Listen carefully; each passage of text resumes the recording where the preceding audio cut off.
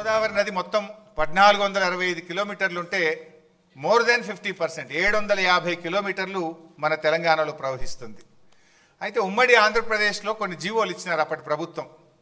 మొత్తం అంటే అప్పుడు బచావత్ ట్రిబ్యునల్ ఏం అవార్డు ఇచ్చిందంటే పైన రాష్ట్రాలకు నీళ్లు కేటాయిస్తూ all water belongs to the state of Andhra Pradesh అని చెప్పారు. అంటే అప్పుడు దిగువ రాష్ట్రంగా మనం ఉన్నాం కనుక ఇక మొత్తం నీళ్లు వీలయ్యాయి అని చెప్పిండ్రు.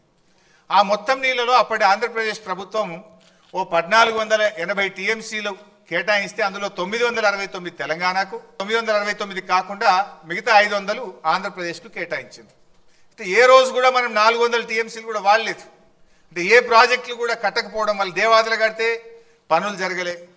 మరి అదేవిధంగా ఎస్ఆర్ఎస్పి స్టేజ్ 2కు ఎన్నడూ 1 ఎకరానికి నీళ్లు పోలే. అయితే అప్పుడు తెలంగాణ ఉద్యమం కేసీఆర్ గారి నాయకత్వంలో ఉమ్మడి బాగా ఉధృతంగా జరుగుతూ ఉంటే ఆ తుమ్మిడిహట్టి దగ్గర ప్రాణహిత అనేటువంటి ప్రాజెక్టుకు రాజశేఖర రెడ్డి గారు శంకుస్థాపన చేసిండ్రు.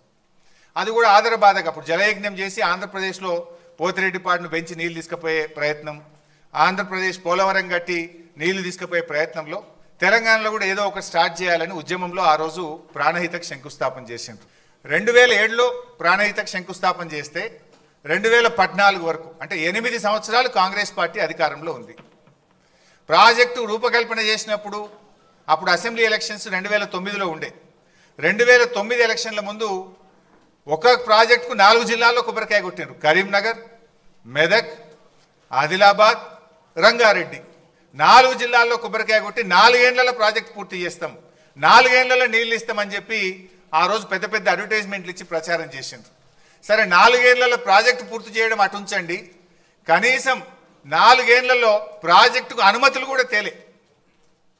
4 ఏళ్ళు ఇచ్చిపెట్టండి, 8 ఏళ్ళు వాళ్ళే అధికారంలో 2007 to 2014 కేంద్రంలో కాంగ్రెస్ ప్రభుత్వం, మహారాష్ట్రలో కాంగ్రెస్ ప్రభుత్వం, ఆంధ్రప్రదేశ్లో కాంగ్రెస్ ప్రభుత్వం. అప్పుడు ఇదే ఉత్తమ్ కుమార్ రెడ్డి మంత్రిగా ఉన్నాడు, ఇదే కోమటిరెడ్డి వెంకటరెడ్డి మంత్రిగా ఉన్నాడు, ఇదే శ్రీధర్ బాబు మంత్రిగా ఉన్నాడు. కానీ వీళ్ళెవ్వరూ పట్టించుకోలే. 8 ఏళ్లలో కాళేశ్వరం ప్రాజెక్టుకు అసలు అనుమతులు కూడా సాధించినటువంటి పరిస్థితి. తమ్మిడిహట్టి దగ్గర ఎక్కడైతే బ్యారేజ్ కడతామన్నారో దానికి మహారాష్ట్రతో అగ్రిమెంట్ చేయలేదు, మహారాష్ట్ర ప్రభుత్వాన్ని ఒప్పించే ప్రయత్నం చేయలేదు. ఎక్కడైతే నిజంగా బ్యారేజ్ ఉందో ఆ బ్యారేజీ నిర్మాణం స్టార్ట్ చేయకుండా ఎక్కడెక్కడో పోయి టనల్లు కాలువలు తవ్వే ప్రయత్నం చేసిండ్రు. అసలు హెడ్ దగ్గర పని స్టార్ట్ చేయలేదు.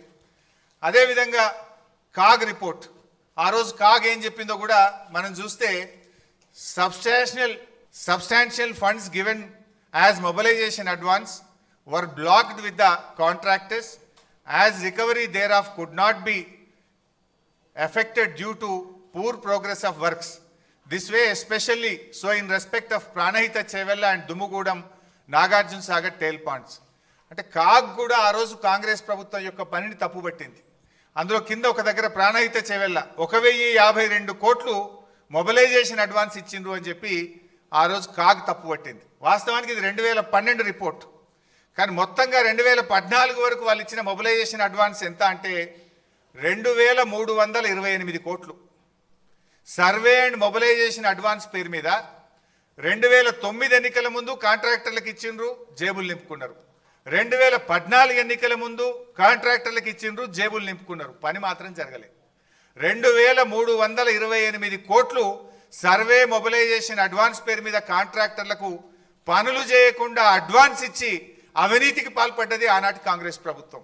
ఆనాటి కాంగ్రెస్ ప్రభుత్వంలో వీళ్ళే మంత్రులు శ్రీధర్ బాబు, ఉత్తమ్ కుమార్ రెడ్డి, కోమటిరెడ్డి వెంకటరెడ్డి. ఆనాడు రేవంత్ రెడ్డి తెలుగుదేశంలో ఉండి విమర్శలు చేసిండు, జలయజ్ఞం కాదు ధనయజ్ఞం అని మాట్లాడిండు. కానీ ఇవాళ ఆయన్నే దాన్ని ఎన్కేసుకొస్తున్నటువంటి పరిస్థితి ఉంది.